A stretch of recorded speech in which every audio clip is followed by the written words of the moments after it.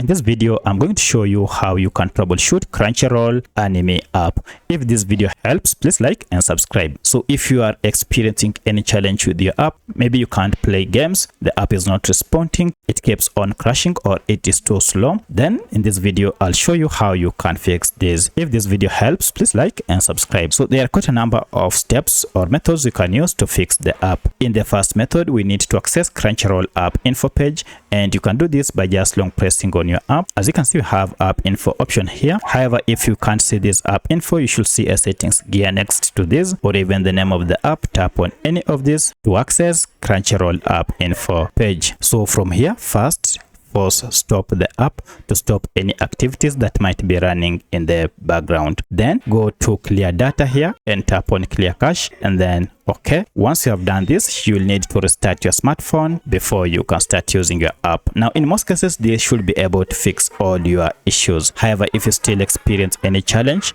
then come back to app info and then clear all data here. However, if this does not solve your problem, then you might want to check if we have any update for this app through Google Play Store or App Store and update your app to the latest version. This will ensure you are using the latest version of this app that is supported. However, if you have an issue such as your app still crashes, for that you'll need to uninstall your app completely from your smartphone and then install it afresh. So by following any of these methods, now your app should be up and running without any issues. If you have any other question, kindly let me know in the comment section. Otherwise, thanks for watching and let's meet in the next video.